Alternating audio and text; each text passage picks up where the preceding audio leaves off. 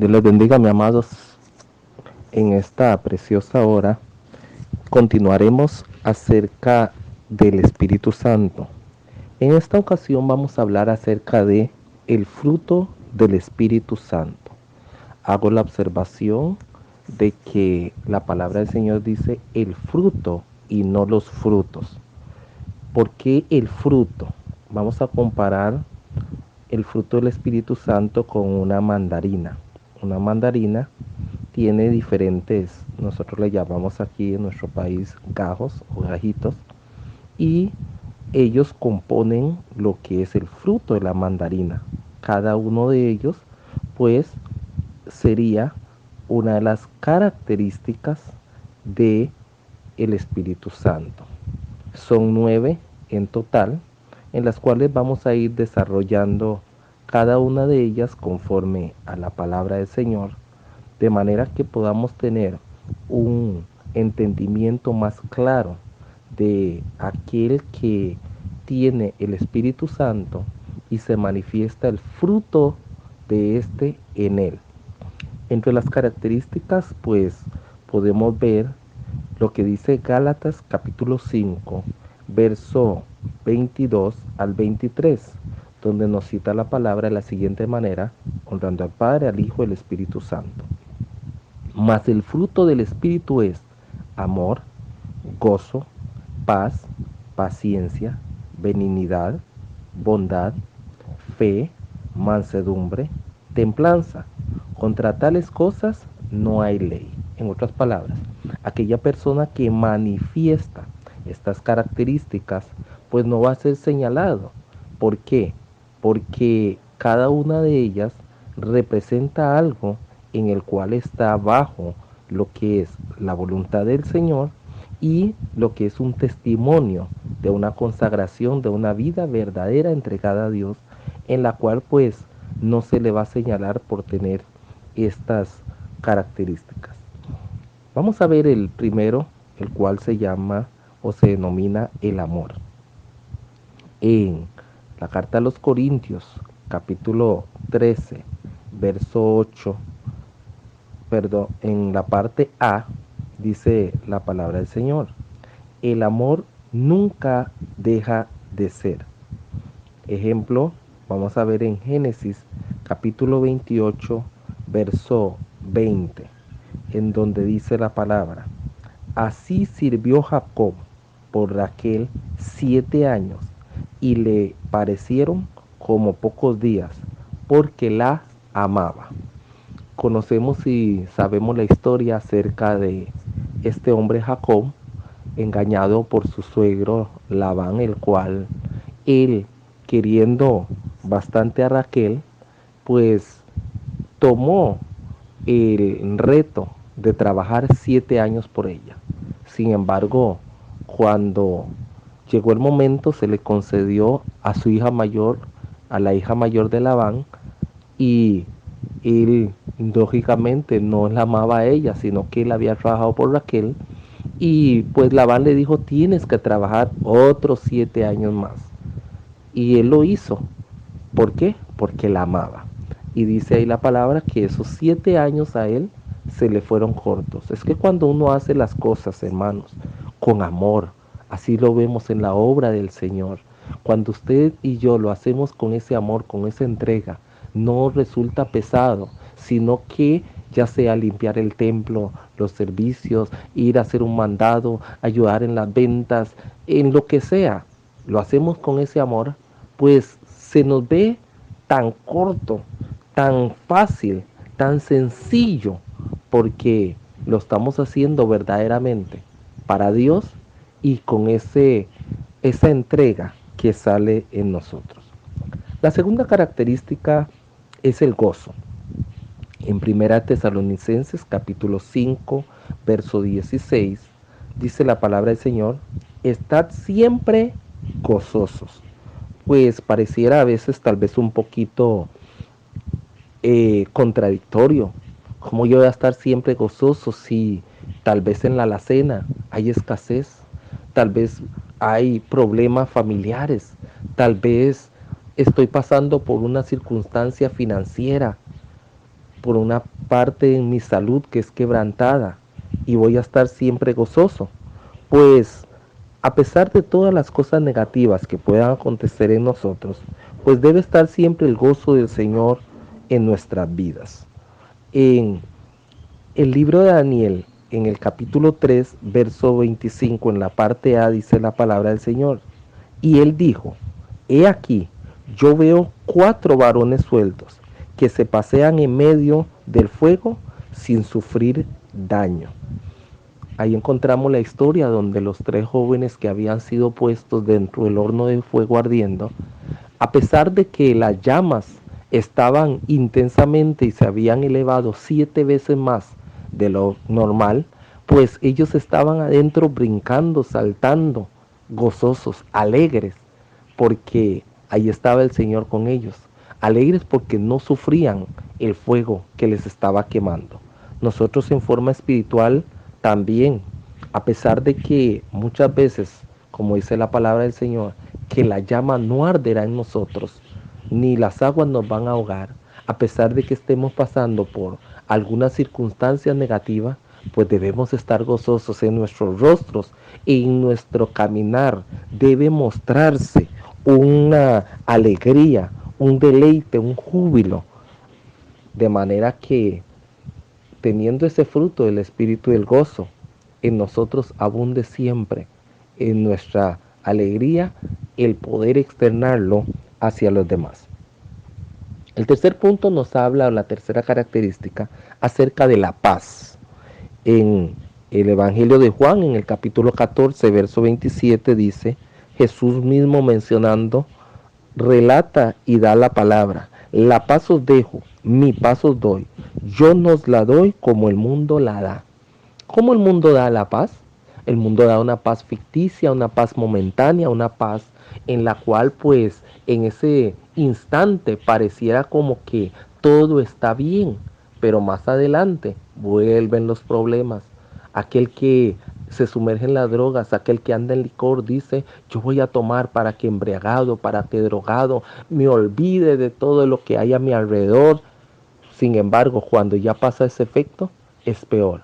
Es peor porque los problemas permanecen ahí y ahora, ya sin dinero, ahora se vuelve una persona adicta y por lo tanto, pues pierde la paz. En el Evangelio de Lucas, en el capítulo 8, verso 34, dice, y salieron a ver lo que había sucedido, y vinieron a Jesús, y hallaron al hombre de quien había salido los demonios, sentado a los pies de Jesús, vestido y en su cabal juicio. Este es el endemoniado Gadareno donde en el momento dice la palabra del Señor que él vivía en los cementerios, era atado con cadenas, y a pesar de eso, el demonio lo tenía atormentado. Pero a pesar de eso, cuando llegó el maestro, dice la palabra del Señor, y quedó libre, ahora vemos una escena diferente. Una escena en donde ya no está con cadenas. Una escena donde ya ahora más bien está, dice ahí, vestido y en su cabal juicio. Porque cuando tenemos la paz con el Señor de nosotros, cuando tenemos la paz, entonces ¿qué sucede? Pues hay esa serenidad, hay esa calma, pero esa paz podemos denominarlos en 2 aspectos. El punto A, paz con Dios. Proverbios 28:1 en la parte primera dice, huye el impío sin que nadie lo persiga. Hay personas que no tienen esa paz con Dios y por lo tanto, pues a pesar de que tengan dinero, a pesar de que tengan posición, a pesar de que tengan renombre, todavía hay algo interno en la cual no les permite dormir, en la cual no les permite andar con esa paz. Y es la falta de paz con el Señor. También como punto B está la paz con los demás. En Romanos 12:18 dice, si es posible, en cuanto dependa de vosotros, estad en paz con todos los hombres. Qué bien es poder estar en paz con nuestros vecinos, con nuestros amigos, con nuestros familiares, con nuestros hermanos de la congregación. Ahí el apóstol dice claramente si es posible, porque a veces se torna un tanto difícil, amados hermanos, poder tener la paz y la armonía, porque hay diferentes pensamientos, diferentes criterios, pero qué importante que nosotros seamos pacificadores, de manera que tengamos primero la paz con Dios y también la paz con los demás. Muy difícil es tener solo la paz con Dios y no con los demás. ¿Por qué? Porque para tener paz con Dios también, amados hermanos, pues a la hora de orar, como dice la palabra, de que si nosotros presentamos la ofrenda y nos acordamos que alguien tiene algo contra nosotros, hay que ir y hacer la conciliación. Pero como dije anteriormente, a veces es difícil. Lo que tenemos que hacer es orar por estas personas y por nosotros mismos para que Dios nos ayude. La cuarta característica es la paciencia. Hebreos capítulo 10, verso 36 dice, porque os es necesaria la paciencia, para que habiendo hecho la voluntad de Dios, obtengáis la promesa. Muchos ya no están en los caminos del Señor, porque este fruto del Espíritu, esta parte, esta característica del fruto, que es la paciencia, la han perdido. Y han dicho, no, el Señor, ya yo me cansé de esperar, me cansé de pedir, me cansé de orar, ya no puedo seguir adelante. Yo creí que convirtiéndome al Señor, ya mi esposa o mi esposo, mis hijos iban a venir también a los caminos del Señor. Ya yo le he rogado, yo creí que mi condición económica iba a mejorar y han perdido la paciencia. En la segunda carta de Pedro, capítulo 3, verso 9 dice, el Señor no retarda su promesa, según algunos la tienen por tardanza, sino que es paciente para con nosotros, no queriendo que ninguno perezca, sino que todos procedan al arrepentimiento. Entonces, debemos de tener presente algo. Si el Señor no ha venido aún, es porque tiene misericordia, tanto de nosotros como de nuestros familiares, nuestras amistades, aquellos que no han venido todavía a los pies del Señor. Y ha tenido paciencia, paciencia en soportarnos, paciencia en soportar la negatividad del ser humano, paciencia de ver cómo el ser humano no se acerca a Él, pero sin embargo Él con esa paciencia está esperando el momento donde abramos nuestro corazón hacia Él. La quinta característica es benignidad. En Salmo capítulo 135, verso 3 dice, alabad a Jehová porque Él es bueno, cantad salmos a su nombre porque Él es benigno. O sea, un sinónimo de bueno. Dios es bueno, es benigno, a pesar de todo lo que nosotros hacemos, amados hermanos, la benignidad de Dios se extiende de manera que gracias a ello no hemos sido nosotros consumidos, gracias a la benignidad del Señor, que Él es bueno. Como dijo el salmista, para siempre es su misericordia. Dios es bueno, buenísimo, muy bueno para con nosotros, no importando qué tan malos seamos nosotros. En el Evangelio de Lucas capítulo 6, verso 35 dice, amad pues a vuestros enemigos y haced bien y prestad, no esperando de ello nada, y será vuestro galardón grande, y seréis hijos del Altísimo, porque Él es benigno para con los ingratos y malos. Qué tremendo. A veces nosotros pues hacemos acepción de personas y somos buenos con los que son buenos con nosotros. Somos amables con los que son amables con nosotros. Pero ahí en el Evangelio de Lucas el Señor nos afirma y nos dice que nosotros debemos de ser más bien buenos como el Señor lo ha hecho para que los que son ingratos y son malos. El fruto, uno de los frutos del Espíritu es la benignidad, ser bueno. Y entrelazado viene el número 6, que es la bondad. Proverbios capítulo 20, verso 6 dice, muchos hombres proclaman cada uno su propia bondad, pero hombre de verdad, ¿quién lo hallará? Sí, cada uno de nosotros pues creemos que somos buenos. Pero el mismo Jesús le dijo a aquel joven cuando llegó donde le dijo, maestro bueno, le dice, ¿por qué me llamas bueno? Si bueno solo Dios. No estaba diciendo que no era bueno, él quería probar a ver. O sea, nosotros aunque digamos, es que yo soy bueno, yo soy amable, yo atiendo que aquí, que allá, pero la bondad de nosotros debe manifestarse con acciones, no tan solamente decirlo. Allá en segunda de Samuel, capítulo 9, verso 1, vemos acerca del rey David, donde dice la palabra del Señor, dijo David, ¿ha quedado alguno de la casa de Saúl a quien haga yo misericordia por amor de Jonatán? Ahí vemos la bondad de parte de David, en donde a pesar de que Saúl lo quería matar, a pesar de que Saúl lo había perseguido, a pesar de que Saúl había hecho tantas cosas en las cuales pues David pudiese tomar venganza en sus familiares, en su descendencia, por lo contrario, la bondad que él tenía mostró, en la cual mandó a llamar y a buscar uno de los descendientes, porque ya él había hecho un pacto con Jonatán, el hijo de Saúl, y por lo tanto él estaba cumpliendo. Eso es tener un corazón bondadoso. La característica número 7 es acerca de la fe. Segunda Pedro capítulo 3 verso 13 vemos donde dice, pero nosotros esperamos, según sus promesas, cielo nuevo y tierra nueva, en las cuales mora la justicia. Pues el Hijo de Dios, la hija de Dios, el que tiene el fruto del Espíritu Santo, debemos de tener fe. Fe de que un día el Señor vendrá en las nubes por su iglesia. Fe de que nosotros somos salvos. Qué impresionante y qué tristeza cuando a veces se le pregunta a un cristiano y tal vez una persona misma mundana le dice, ¿usted es salvo? Y se quedan así como titubeando.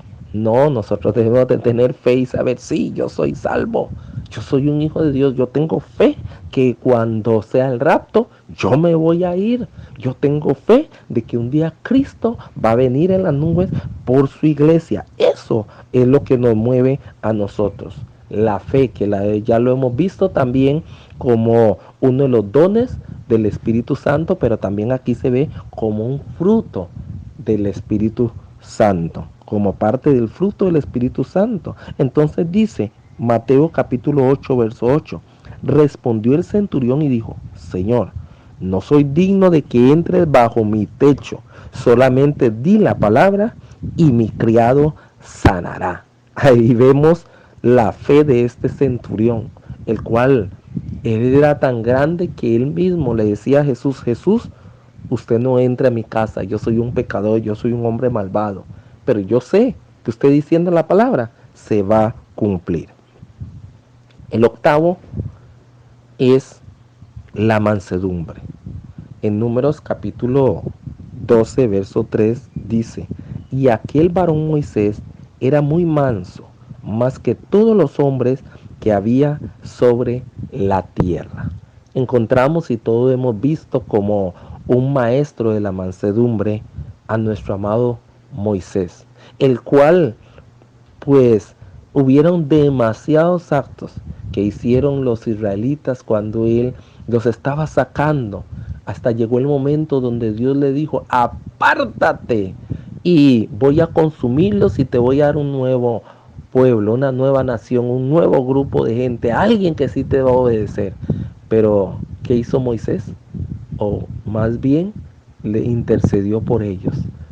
Su mansedumbre fue algo tan apremiante que dice aquí que en ese momento era el hombre más manso sobre toda la tierra. No había ninguno como él. En Gálatas capítulo 6, verso 1 dice, hermanos, si alguno fuere sorprendido en alguna falta, vosotros que sois espirituales, restaurarle con espíritu de mansedumbre, considerándote a ti mismo, no sea que tú también seas tentado. A veces nosotros somos fáciles o rápidos de señalar, de condenar a una persona que lamentablemente ha caído, que ha errado, y lo que hacemos es desecharlo, es llamarle la atención de una manera agresiva, de una manera impetuosa, de una manera en la cual en vez de restaurar a la persona, le hacemos daño y lo echamos también de la iglesia. Pero Pero, bendito sea el nombre del Señor, nosotros debemos de tener mansedumbre, analizar, ser pasivos. Si vamos a exhortar a alguien, tener un tono de voz en la cual le llamemos y no le regañemos y no le hagamos ver su condición, su pecado, su falta. Y con esa mansedumbre podemos llegar más bien a restaurar. Y el noveno y último es templanza. En el Evangelio de Juan capítulo 8 versos 6 y 7 nos habla acerca de Jesús cuando llegaron y le llevaron a esa mujer que había caído en adulterio. Había una presión de parte de los fariseos y todos los grupos religiosos para ver qué actitud él iba a tomar. Y a pesar de esa presión que había de parte de ellos, él no dejó que eso lo dominara. Él no permitió que eso lo llevara a tomar una decisión rápida y hablar sin analizar y pensar lo que iba a decir. No, sino que se tomó su tiempo. Ahí dice en ese pasaje de Evangelio de Juan, capítulo 8, versos 6 y 7, mas esto decían tentándole para poder acusarle. Pero Jesús, llenado hacia el suelo, escribía en tierra con el dedo. Y como insistieron en preguntarle, se enderezó y les dijo, el que de vosotros esté sin pecado, sea el primero en arrojar la piedra contra ella. ¿Ve? Él se tomó su tiempo, él no permitió que la presión lo agobiara para dar una respuesta deliberada, no. Eso es tener templanza, o sea, estar sereno, estar quieto, analizar verdaderamente qué es lo que nosotros vamos a decir, cómo nosotros vamos a actuar, qué es lo que nosotros debemos de manifestar en el momento de presión.